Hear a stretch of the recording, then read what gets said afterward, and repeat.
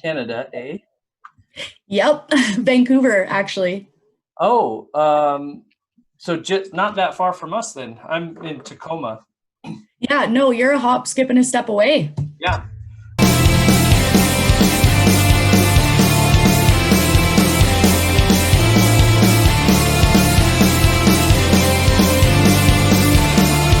So, Alex Blagojevic, right? Yep. Blagojevic. Okay. All right. Let's rock it with Claims Pro out of Vancouver, Canada. Okay. Commercial claims adjuster. Okay. Ready? Yep. Me. Okay.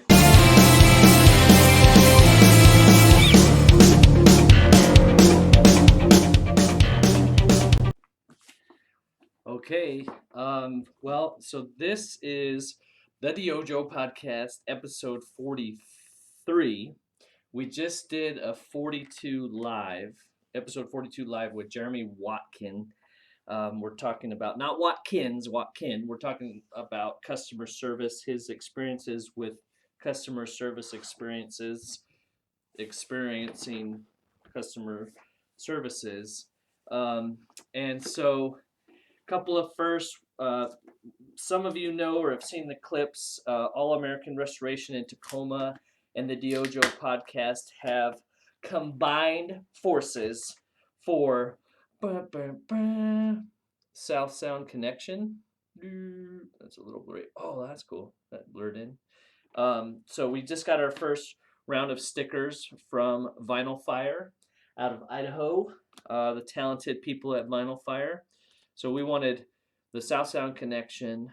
I wanted it to be matte finish and then cut custom with the round. And then we got the DYOJO podcast sticker. I got that in gloss, pretty sharp, if I do say so myself. And then the DYOJO.com sticker in matte and squared. So they're $20 a piece. We'll do, 3 for $50. Okay, there's a $10 savings there for you all, but really excited to have those. We do not have sophisticated systems yet here. Ordered the first round of t-shirts for South Sound Connection. I still have some DYOJO podcast t-shirts, and I never really made a whole bunch of the DYOJO shirts, but those are available. If you need like some last minute Christmas presents or whatever, need to clean out the books for 2020. Man, you are one pathetic loser. No offense. Just let us know. Also available for purchase. If you're really looking for Christmas gifts, Be Intentional Estimating by John Isaacson. Developing the right mindset and habits for yourself and your team to succeed with estimating property insurance claims. If you don't believe me, believe the 13 people that have reviewed it and given it 5 stars. Yeah, that's 13 with a 1 and a 3. Okay. So at one point, I must have had a really good day. I was just browsing through and we hit like number 8 in all of Amazon for property insurance related or something like that, or yeah, whatever. So some small category, but that was cool to see. And it ended almost as quickly as it came. So, but we are working on book 2. That was something that we talked about with Jeremy. We had Lisa Lavender on here. You've seen a clip with Luke Drager. Andy McCabe, of course, has been on the podcast. So these co-authors, early 2021, book number 2 is coming out, Be Intentional Culture. Keep your eyes and ears open for that. We have, very, very grateful, have had a couple people. Lisa Lavender posted on LinkedIn. She got several copies of the book for employees and people that have come through the Restoration Technical Institute. So that was really cool to see some positive feedback there. So just gift ideas, the gift that keeps on giving. Our good friend Gordy Powell, who was a guest on the DYOJO podcast, just launched his own podcast, which he told us about when he was on the DYOJO podcast. And biocast411.com. Check that out. Elon Posmonic is getting ready to do his first equipment maintenance and repair seminar. So keep following him on Instagram, Born to Repair. No power tools. Oh, what? No power tools. You know what I forgot? I have to brush my teeth. And before we get into our topic today, if you watch South Sound Connection, #1, Corbett Mosley from the Tacoma area. Oh, this is cool. Look at how cool that is. Launched his game, Success Factors. Mine finally came in the mail, the first round of mailings. So this is a game made by a local entrepreneur to help. It says, what is it? Success Factors, grow your wealth and make an impact. So this was created by a local entrepreneur, manufactured here in Tacoma. TacomaPublishing.com is where you can purchase the game. And this is something, as you got kids at home, like Corbett said, something that will get them away from the Xbox for maybe an hour or more and actually teach them something. This is slick, dude. There's the pieces and everything. Nice shot of my armpit if you're watching. So, very cool. So I'm looking forward to playing that with the family. Look at how slick that is. That's really cool to know somebody that's put it out there, and made it happen. So check that out. TacomaPublishing.com. Success Factors is the game. Super slick. That's really cool. So congrats to Corbett.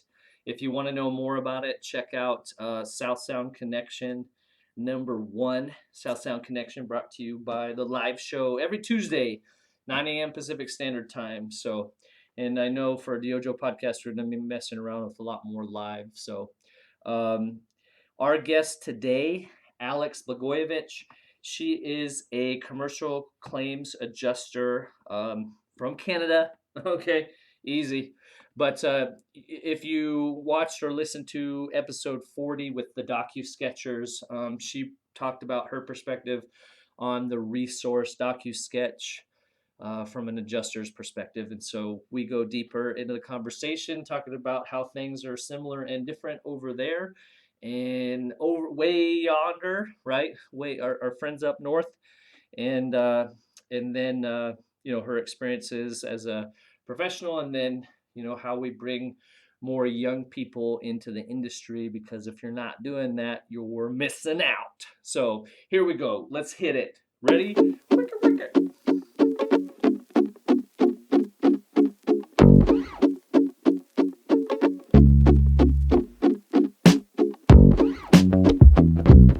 All right. Well, we're here live with Alex Blagojevic. Did I do it right? You did. Actually nailed it. Blagojevic. She's a commercial claims adjuster with Claims Pro in Vancouver, Canada. So actually, the one that posted this week was Shannon Tomasco from, she's over Toronto area, so the other side. Oh, okay. She's a electrical apprentice and an ambassador for Kick-Ass Career. So I guess we're on a Canada kick right now. Yeah, you're on a tour. Yeah, and then the person that I learned from, Denis, and I always butcher his last name, and I've known him for a long time, Boyer, he's from Quebec. So. Oh, you're all over the place then. French Canadians, yeah. So, I'm still gonna send it. so okay, so I wanted to ask you, you said you've been listening to the podcast, just real hard-hitting questions. We're always beat up our guests, but you have a quote on LinkedIn: "Never work a day," find something that you love, and you'll never work a day in your life. Have you found that to be true? Absolutely. There are obviously good days and bad, and there is, those dispute resolutions that you just don't want to deal with. But for the most part, yes, absolutely. I find that I enjoy every day. Every day is different, especially in this industry, right? So yeah, no complaints. Yeah, I initially thought I was getting into criminal justice, and those doors were closing, and doors with property restoration kept opening, and exactly that. It's like something new every day. There's always like, oh, I haven't seen that one before. A lot of days. We all fall into this industry like nobody thinks about it when they're a kid, right? You just kind of end up here.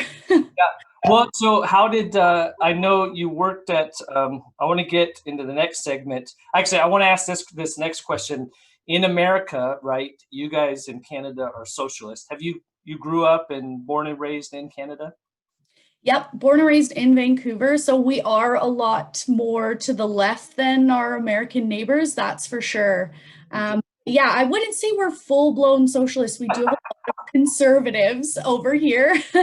But yeah, no, we are a lot more on the left side, and we were very invested in your election. That's ongoing even still. So it's interesting the polarization.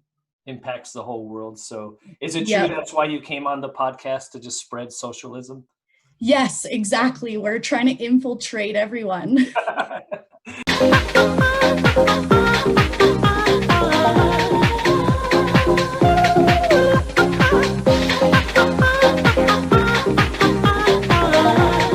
It's anywhere and everywhere, right? So Yeah. let's go into that. Okay, how did you? I can see on your LinkedIn profile that you started at a ServiceMaster there in Vancouver, but what drew you into restoration? I mean, were you in high school and you said, "I just want to fix burnt and flooded out homes," or how did you come across it? Well, I was in university over here and, I was taking these courses. They weren't interesting me. I was majoring in English because I was kind of what I was good at, Yeah, but I absolutely hated it. And I said, you know what? I'll take a year off. I went and found a job at ServiceMaster. So I started doing, some data entry, very really. basic clerical stuff for sure. We would take service reports, scan them in, and just document them on the online file. That was the basis of my job. And I Wow. just know, how the process works. I had no idea even what restoration was, Yep. what it meant. And I was kind of just enthralled with that side of it. And it piqued my interest in claims. And then when I would see the project managers, they work harder than anyone, and I definitely wanted to get into the field on a higher level, but didn't know where to start. So Yeah. I went and got my insurance license, and yeah, transitioned out of ServiceMaster because I decided the insurance side was more of the interest on my end and the actual restoration. So yeah, and I've got a bit of background in both, and then of course I did the broker thing for about a year, and that really helped with coverage analysis because we Yeah. got to see every policy that exists, with every insurance market, and that was a learning curve. But now with kind of both backgrounds working simultaneously, I found the right fit with Claims Pro and with adjusting, I believe. Yeah, that's awesome. Yeah. So when your final title at ServiceMaster was assistant to project manager, so were you? I guess in my experience, the PM is like the estimator, right? And then so we've called it like superintendent. Were you the one kind of helping run projects and those kinds of things? So not quite. We call those coordinators over here. Okay. I was more of the admin side with, emailing, invoicing, all of the clerical stuff. Yes, we transitioned me into an assistant position, and typically assistants will help out about 4 or 5 project managers in one go. Yeah. So it was awesome. It was interesting. Keep them running. So and you doing the back end. Exactly. Yep. And then the brokerage, was that mostly property or auto or all of the above? Yeah, so when you start at a brokerage, for the most part, you do entry level, which is auto. You start in auto, and then you kind of work your way into personal lines and working with the condo market that we have on book. And so I was transitioning into that kind of role, but my main role was with auto. I don't know about you, auto insurance does not interest me. So it got old quick, and I knew I had to move on for sure.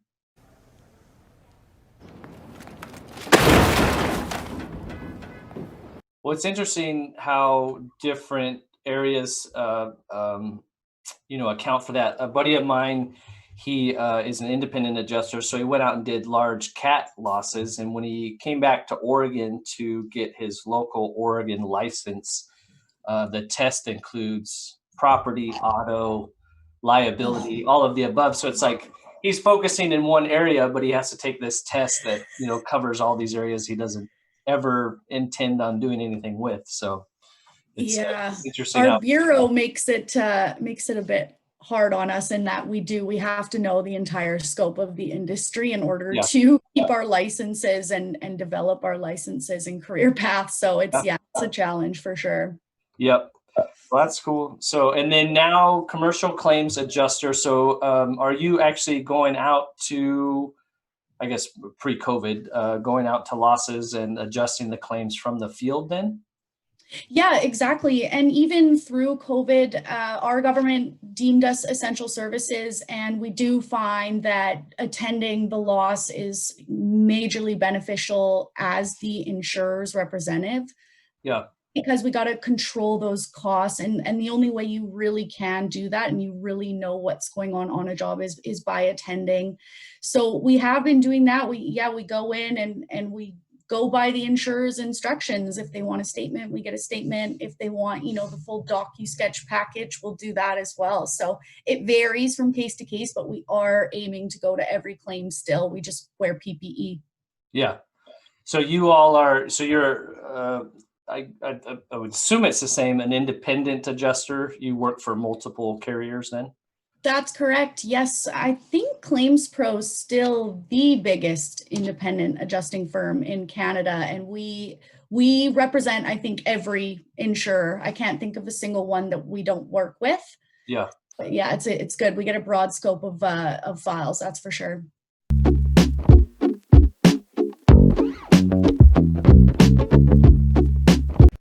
If any of you are wondering how to do an ad, prepare to be schooled. This is how you do an ad. Are you guys wondering what to get your water techs for Christmas? A power box is the perfect gift, but don't take my word for it. Here's a clip from a Christmas party in 2019. What is it? Open it.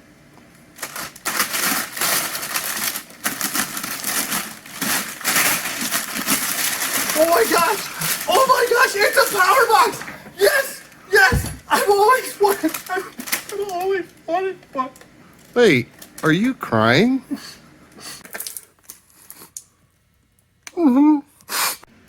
So if you want your Christmas party to turn out like that one, get your water techs a GMS power box made out of real lightning bolts for 39 easy payments of $9.99. Now available in your favorite Christmas colors.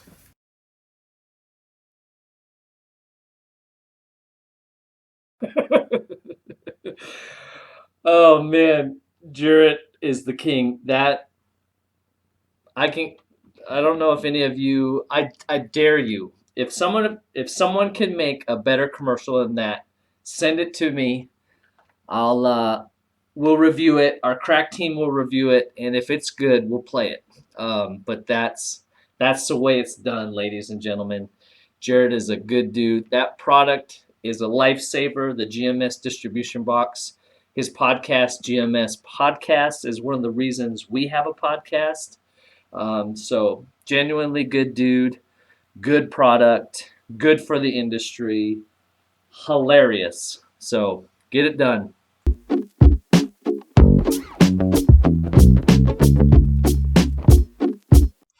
So when you're at ServiceMaster, you realized you wanted to do more of the claim side, went into brokerage, and then what drew you to adjusting then, or how did you make that transition? It's funny, since I was at ServiceMaster, I knew that was what I wanted to do. I got my foot in the door in the insurance industry by doing the broker thing, and I'm really glad I didn't just jump into claims. Honestly, that broker background and that client interaction and the focus on customer service is such a huge part of the way I handle my claims today. So, and I have the brokerage to thank for that. They had an amazing training manual as well. So, and I still refer back to their training often.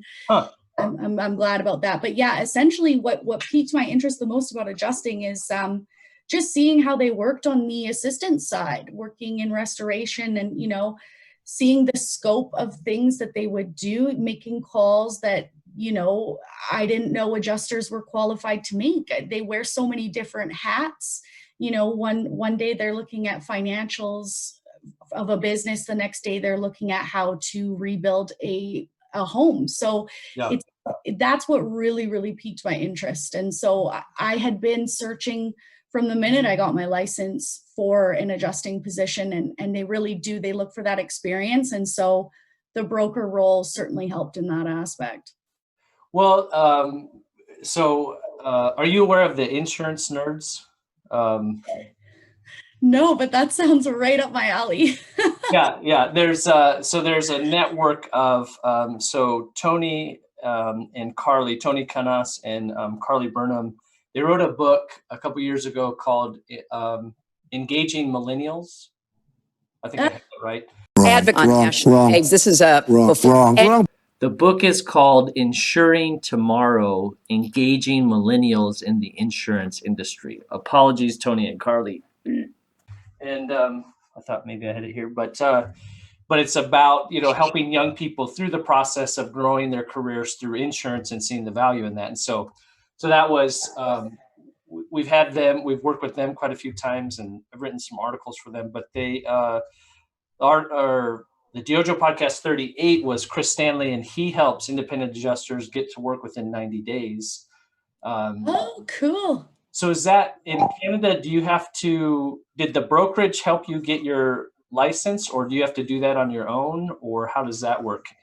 Yeah, 9 times out of 10, depending on, the brokerage or the company that you're going with. I know that direct writers, so insurers that don't use independent brokers, they will license you. They will set up your license. They'll communicate with the board, and they'll do everything for you. Certain brokerages will submit the application on your behalf and work. So it's kind of case to case, but for the most part, yes, the companies will pay for the licensing. They'll pay for the exam. They'll do all that. It's great. Yeah. And you mentioned the customer service training from the brokerage company. Do you remember some of those? What are some of those? I guess maybe a lot of people don't realize, I think insurance, and then also property restoration is a lot of it's customer service driven. So on our side of the business, this is one of my bones of contention. We always you have the project manager estimator that writes the estimate, and then usually they're handing it off to a superintendent. Sometimes that's also called a project manager. And in a lot of companies that we work with, they always hire like retired construction people that have a lot of knowledge in construction, but maybe don't have the best bedside manner, and like we'll get into arguments with customers over, specifics of size of trim or something like that, rather than seeing it as a customer service heavy position. And you can learn, kind of like your experience, you can learn the technical aspects. It's actually probably the easier part of the job to train, but that customer service aspect is hard for some people to get. And that doesn't mean, right, that the customer's always right and you just give in to everything they want. Okay, you're right. Exactly. Right. So maybe for people trying to get into the industry and understanding customer service, what do you think is one thing you learn that people maybe should stop doing? That's a bad example. And one thing that really has helped you propel that, something they should start doing as far as teaching people how customer service is critical. Yeah, I think people in our industry often forget that the claim is the one time an insured has a chance to see how their policy works. I mean, some of these people will be insured with one place for 40 years and never make a claim. And, they don't really know the claims process. And us in the industry, we deal with it every day. Yeah. So we always forget, people are going to have a ton of questions. Yeah. Be patient. You have to start from the beginning. I mean, nobody knows what an emergency phase is, what a repair phase is, what that entails, what the next steps are. And so I think right on the outset, to add that added level of service to any customer, you just got to lay it all out in writing if you have to, and just refer back to that initial timeline. You want to give a broad timeline. You want to set the expectations right off the bat so that there are no surprises. And when a dispute comes about, you're well equipped. You go back to, where did we go wrong in this process? And then you can better explain it to clients as well. Yeah. That setting the expectation, a lot of contractors specifically, we'll get it done in 2 weeks, and it's clearly, a 9-month project. Or exactly. Right now, cabinets or flooring's a big one. Like, you might be 6 to 8 weeks out, regardless, in addition to other supply chain issues. And, some people saying this is the arrival time, and then that being put off. Because there's interruptions all the way through. So I think that is key. Setting the right expectation, like you said, documenting, always follow up a conversation with an email. Exactly. So yes. All parties have it in writing. So and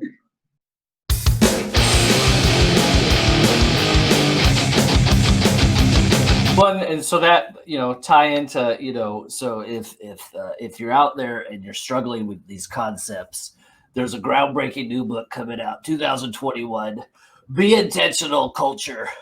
You got 2 of the authors here. Jeremy's chapter obviously is going to be much more insightful and impactful than mine.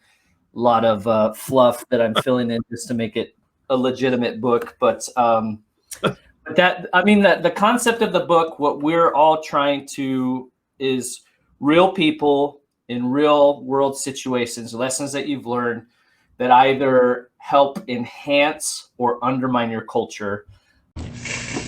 Ooh, yeah. I'm going to have to go ahead and sort of disagree with you there. Yeah. And that was yours is, oh, shoot. I had it on the tip of my tongue. Basically, practice what you preach. Practice what you preach, yeah. So that's a direct quote, Jeremy Watkin.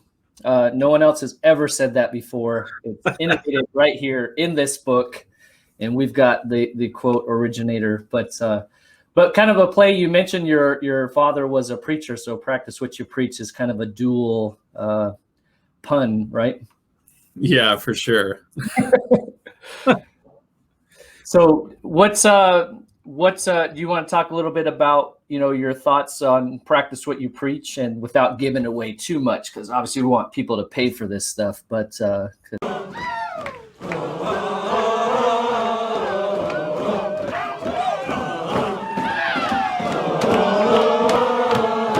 that's why we're in it. We're in it for the money.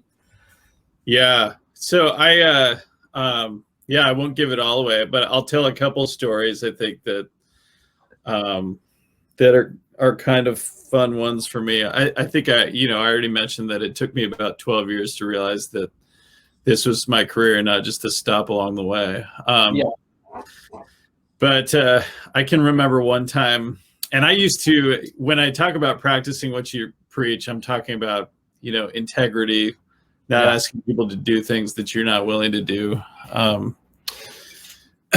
And, I was not, when I started out in customer service, I was not the model customer service rep. The average Joe customer who just wants to solve a problem, I could help them out. But the angry customer, I can remember throwing my phone once because this guy was yelling at me about his bill, and I was just like, I don't want to get yelled at right now. Yeah. People say I am the best boss. They go, God, we've never worked in a place like this before. You're hilarious. And you get the best out of us. But, things like understanding that, he's not yelling at me. He's yelling because he's frustrated, and I can be frustrated. I can be frustrated with him, but but it almost becomes a challenge where it almost becomes a game where you see how many of them you can talk off the ledge. Right. That's a really bad analogy.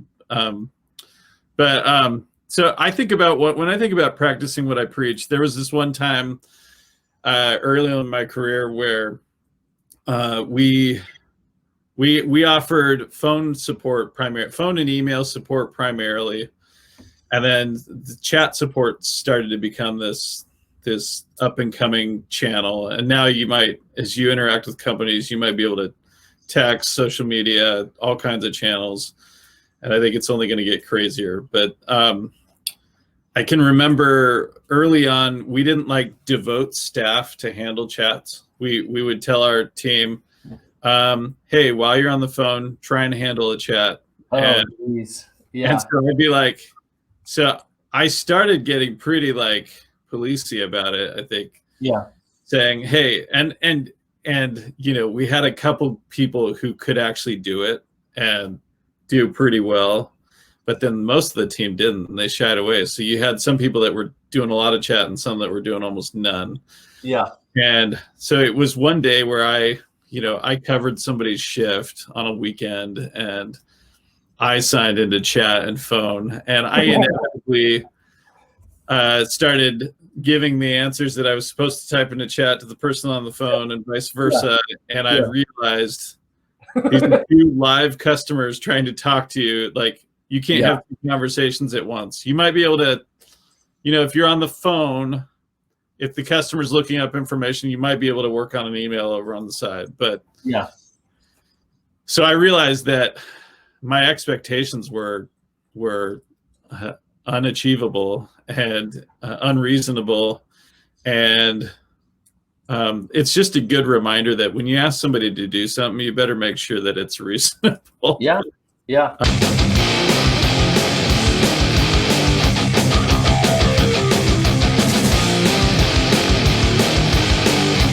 So you mentioned Docusketch, and I think that's what I initially reached out to you. I've been trying to put together some feedback for people. And honestly, right now, it's a lot easier to find people that talk about Matterport. And so I think you had put a post on using Docusketch as an adjuster. So how did you come in contact with Docusketch? And then maybe explain how you use that from the adjusting side in your claims process. I'm going to sound like Docusketch's biggest advocate here, so just bear with me. I'm not on their payroll. Okay. The is incredible. Yet, I know. Essentially, we were introduced to this as adjusters, I think, last October. Okay. So I don't know if you know what Encircle is. Do you guys have Encircle, or have you heard of it? Yeah, I've heard of it. Yep. Yeah, so we as ClaimsPro, we were the first independent adjusting firm to adopt this program. We call it the Smart Inspect. So we use both programs. We use Docusketch and we use Encircle in conjunction with each other. Okay. And so we rolled out training, like I said, last October, and no other independent adjuster uses this. Usually it's the contractor side that is using the Matterport, or they're using Docusketch or some form of that program. And so what we do is we use Encircle to get our photos. We capture our photos. They put it in a really nice report for us. And then Docusketch gave us cameras, and I'll show you. I don't know if you've seen those. Which camera is that? Yeah, they're called the, hold on, I had it pulled up here.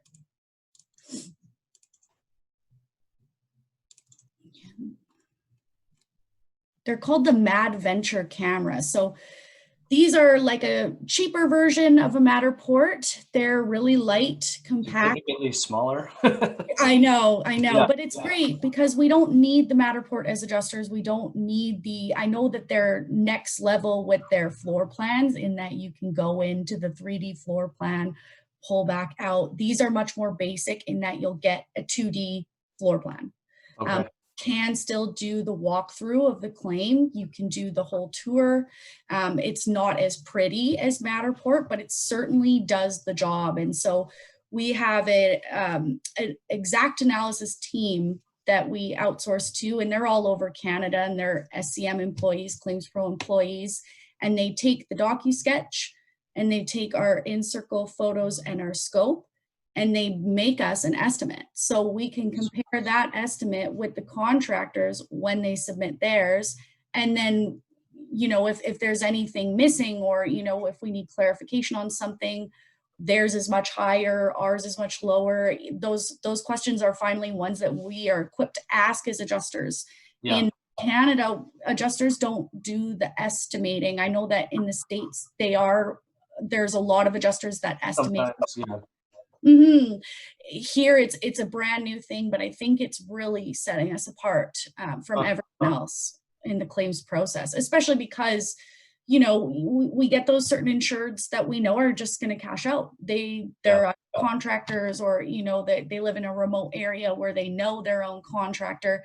Often we can close a claim within 30 days or less, just by cashing out on that repair estimate that we build ourselves. It's awesome. It's a fantastic program. Are you finding how many ratio of contractors do you think that you've come across are using Docusketch or Matterport? Seeing it more and more, actually, in the last couple months. Even when we rolled out this program last year, there weren't many contractors. I think there were some major companies like Onside that had some of their guys using the software. Nowadays, it's everyone. All of the preferred vendors with most of our insurance markets are using some form of this program, whether it's the Matterport or the smaller version that I have. And I'll just draw a blank, but so you'll run the Docusketch scans yourself, right? And then document and that. So is Encircle a 3D camera as well that's taking your photos, or it extracts those from your Docusketch scans? So typically we would go in and just take photos right off of our camera. Encircle is the same idea, but it sets it up nicely so you can go room to room, and then it files the photos in that room for you, and then you can make notes on the photos. It's basically a program that wraps all of our claim information in one, everything we capture on scene, and then Docusketch, those estimates get pulled over into Encircle when they're ready. Gotcha. And everything is in this pretty package. Very cool. Okay, I gotcha. And then, so is it true though, the reason your company chose Docusketch over Matterport is Matterport can't use the metric system? Is that true? I don't know. That's funny though. I wonder. I think it was unrealistic for us to spend the money on a Matterport when our scope and our estimates are really just a backup when there's another contractor involved. So it's really a verification tool. It's a quantification tool. It's not always 100% accurate, because a lot of the time when we get to site, the emergencies aren't even complete yet. So it's based off of what we think is going to happen for the repair scope, which is not always accurate. Yeah, until all the work's been done, right? So exactly. I doubt that's the case. I'm pretty sure Matterport can do both, but lugging around the big cameras and those kinds of things. So, and you said you do primarily commercial claims, correct? Yeah, for the most part. We've got a bit of a decreased staff right now, just with everything going on. So I have my foot in every door: liability, commercial, property, you name it. Yeah. And actually with, I don't know if you guys have like stratified buildings over there, but we have most buildings, residential buildings are taken care of by a strata corporation. Those deductibles for those corporations have skyrocketed in the last year. So we're not seeing a lot of residential building claims. We're seeing a lot of condo claims, but not so much on the building end of things. So that has definitely reduced our commercial file load, that's for sure. Oh, gotcha. Okay. Stratified buildings. I'll have to look that up. That's something I haven't heard. Yeah, then BC has a bit of a different look at things, but throughout Canada, we have corporations that own residential buildings, and they are a shared ownership amongst all of the individual unit owners. You're talking about like condos and apartments? Exactly. Yeah. Okay, gotcha.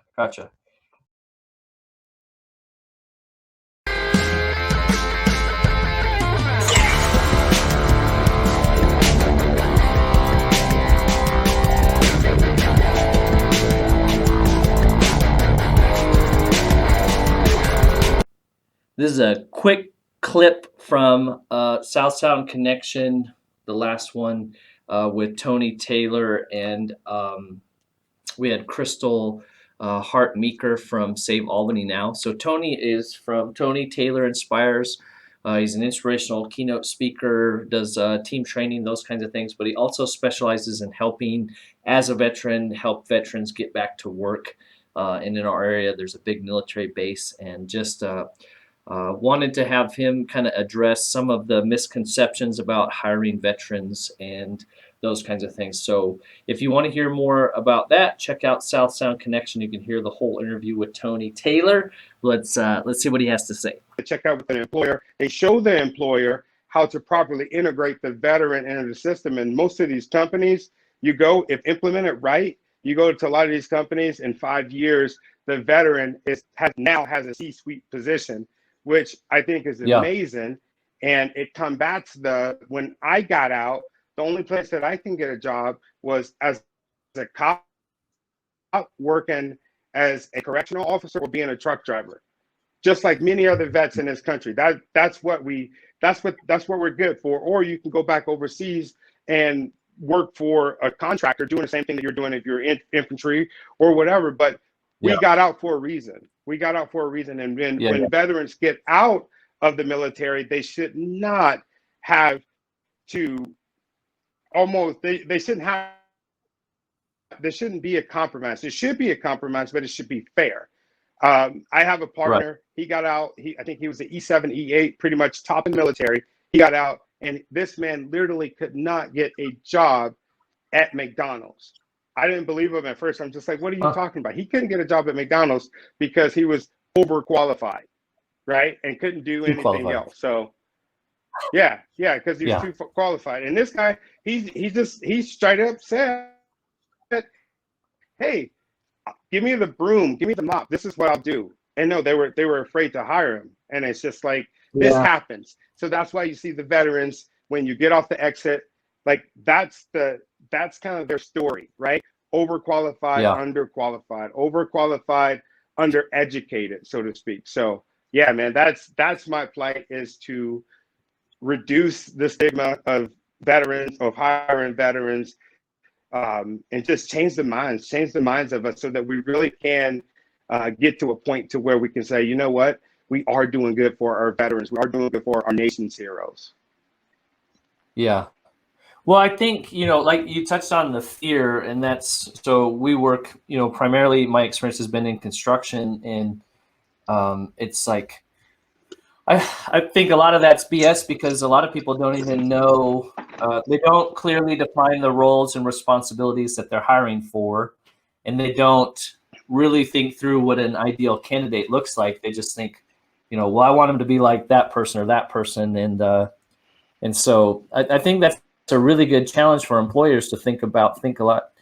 I've always thought, if I can learn to do it, anyone can learn to do it. So we've always looked for, are they hardworking, willing to learn, and honest, right? Because those are like the three things you can't make somebody. I can't make you honest, I can't make you hardworking, and I can't make you willing to learn. But if you bring those three things to the table, and in construction is showing up on time too, right?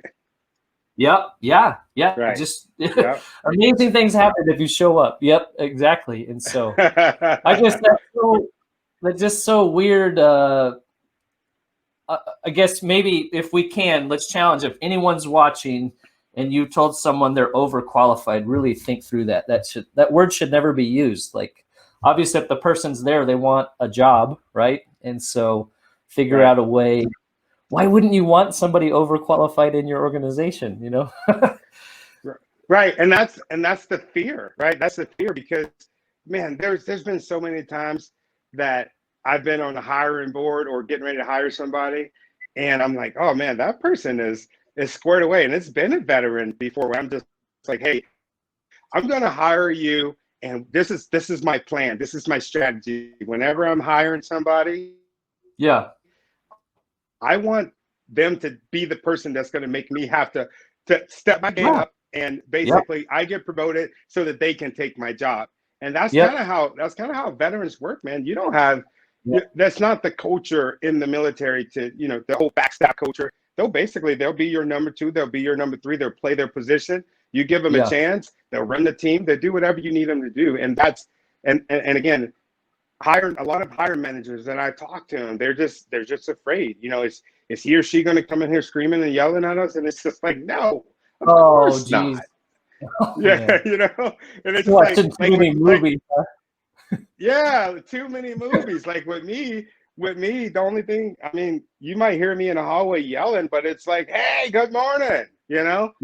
Hey, get on your face and give me push-ups or something weird, right? But definitely, man, I think that is education, and this group that I'm with right now, it's been a 360 because we're actually able to make a difference, and not just say that we're doing it, but we're doing it, and I know that we're doing it. So that I'm really proud of that. And anybody that's listening, please reach out to me.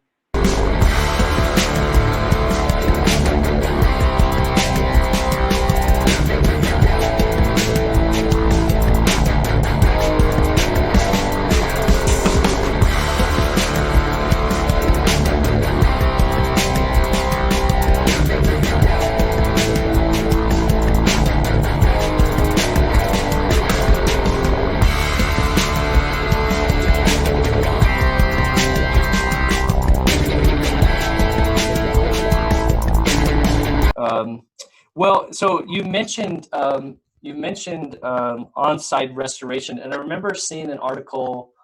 Let's see, when is this one from? Oh, this one. Oops, just scrolling down quite a bit. This was back in October of 2019. Canada Insure Intact Financial Corp completes acquisition of on-site restoration. So, in Canada, you guys have Exact Analysis, Contractor Connections. You have the third-party administrators, right? The TPAs. That's right. Yep. And is Claims Pro, I read on the website, maybe Claims Pro helped bring that in, or are you guys a part of the TPA as a vendor, or is Claims Pro part of running the third-party administration program? I think we're our own TPA entity, but we probably had a major hand in bringing the market of TPAs over. I know that in 2008, I want to say, Claims Pro came over to Canada, because I do believe they started in the States. So they started acquiring all these smaller firms, and I imagine that before Claims Pro, before 2008, it was just a bunch of small individual adjusting firms that probably dealt with specialty claims or, weird coverage situations, stuff that the insurer maybe didn't want to handle to keep it impartial, if that makes sense. Yeah. But ever since then, it's exploded over here. I mean, it's like the housing market, where it fluctuates, where one year, TPAs will handle all the claims for every insurer, and the next year they take it all back in-house. It's funny, but it's growing, that's for sure. It's definitely, I remember when we first started doing program work and TPA work, a lot of people thought, this is going to be short-lived and this is going away, and that does not seem to be the trend. So, well, and so I don't know how much experience you have with this. I mean, you came from property restoration into claims adjusting, but the one thing third-party administration has done is kind of blurred the lines between, what restorers do and what adjusters do. In some instances, where they're asking the preferred vendors to put a scope together and those kinds of things. So, what made this Intact Financial acquiring on-site restoration is that seems to blur the line even further, where a carrier owns a restoration company. Do you know much about that deal? Yeah, actually, it's funny. As soon as that news came out, especially as an adjuster, you have that red flag. You're like, this sounds like a conflict of interest. It sounds like it's going to be an issue, or something shady can go on. And in speaking with colleagues, the more I think about it, the more I'm like, no, I'm not sure it would be an issue, because on both sides, on Intact side and on on-site side, their best interest is now to control those costs, possibly even more so. On-site can't inflate because Intact is their owner. Intact would lose money, so ultimately Onside would lose money. So I think initially there was a red flag, but now it's come down to efficiency in that they can approve things quickly because they know Onside's not trying to inflate their estimates, and they have that level of trust that's immediate. It's interesting. Yeah. At first I was like, this can't be healthy. But yeah, no, the more I think about it, the more it makes sense. And they're taking over RSA as well as of recently. That was announced. So they're Intact is quickly taking over all of Canada. Oh yeah, we gotta trim some of the fat around here. What do you mean by trim the fat? I want you to fire the fat people. What? What is RSA? RSA, Royal Sun and Alliance, they're a major insurer over here. They are based out of, I think they're a British company. Okay. But yeah, they deal with a lot of our property market over here. Gotcha. Well, the only thing that comes to mind when you're saying that, it makes sense for the insurer to control their costs, but it seems like maybe the insurer might do all right and the insurer's own restoration company might do all right, but that might leave the client kind of holding the bag with this this process because that's a good point. Yeah, it's in everybody's best interest, both the restoration company and the insurer, to keep those costs low. So you have to ask yourself, is the insured being taken care of? Are we cutting corners? Especially, I listened to your mold mitigation episode. Those corners are corners that could be cut, and who's going to be held accountable at that point, right? Who's holding who accountable? Yeah, exactly. Exactly. Not necessarily that the current system is doing a great job of accountability, but yeah, amen. Yeah, it's very interesting. So we'll see what happens. So for sure. Yeah, that was any other. So we talked a lot. We've got I loved your perspective on. I think you, as far as that, do something you love and you'll never work a day in your life. I have to tell people sometimes that sets up unrealistic expectations, right? Like there's some magical job.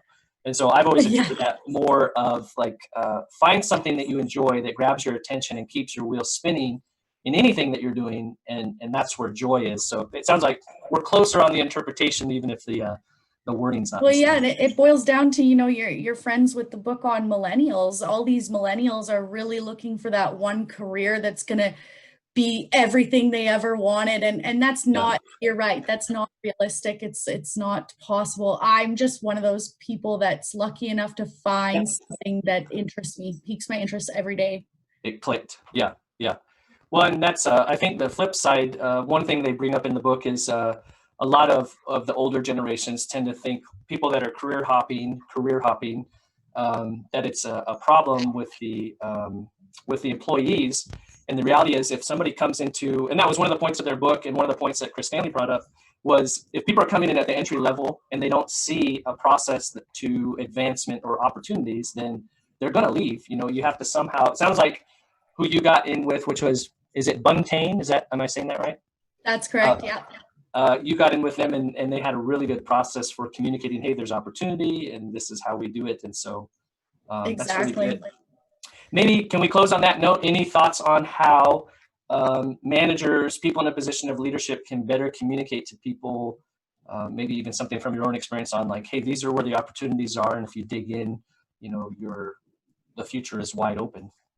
Yeah, I think that young people are really eager to ask for those opportunities, but if they aren't so afraid to ask, encourage your employees to want to develop their careers, to have a 5-year plan. A lot of young people don't have a 5-year plan. Yeah. Express that to their employer, and your employer should know that plan so that they can plan accordingly. When that position opens up, they've got you in the back of your mind. I think that's key, and that would help both parties. Yeah. Very cool. All right. Anything else that you want to drop on the tens of listeners? Follow me on LinkedIn. My name is Alex Blagojevic. Good luck spelling it, but it's great. Otherwise, that's it. Thank you so much, John. Honestly, what a pleasure. What a great podcast. I'm your newest fan. So awesome. Thank you.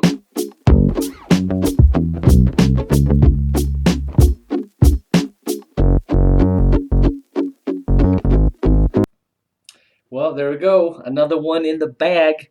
Thank you, Alex, for joining us and sharing your perspectives from up north, way north, and your experiences in the industry. I think it's really good to hear from the other side, right, of the property restoration paradigm. It's pretty funny. You can talk about in generalities, but when you put people and faces to it, then it's a lot different, right? And so remember that we're people dealing with people. Huge shout out to Jarrett and the team for putting that commercial together. If you didn't see it, it's pretty dang funny.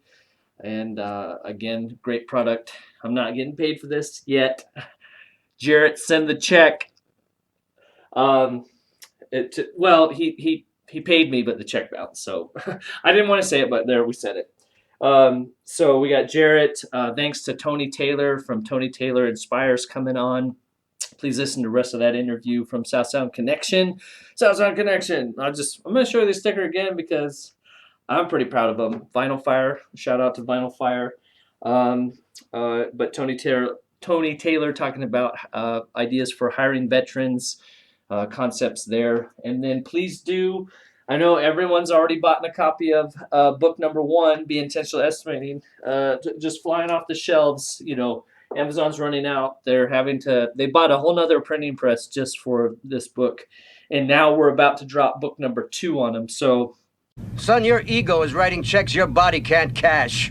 I was trying to think how we could get all the authors together without the expense of mailing it to everyone, because it is a dearth of experience across the nation, but getting everybody to sign them. So, but if you want, I know I can get them sent to me, get signed copies. So if you want a pre-order custom signed copy of book number 2, you can order them in tandem, book 2 and 1 and 2. But yeah, keep an eye out for that. Be Intentional Culture. That should be coming out in January. That will be coming out in January. But thank you for listening to the DYOJO podcast 2021. We're probably going to be doing a lot more lives, so would love to have engagement from the audience. Still figuring out the technology stuff. So we will see you soon. Have a happy holiday, Merry Christmas, Hanukkah, Kwanzaa, all of the things. Tell me what you want, little boy. Oh, I don't know. I didn't know you were going to ask me that. What did you think was going to happen? And if you celebrate something else, as long as you're not hurting other people, have a fun one of those too. Okay.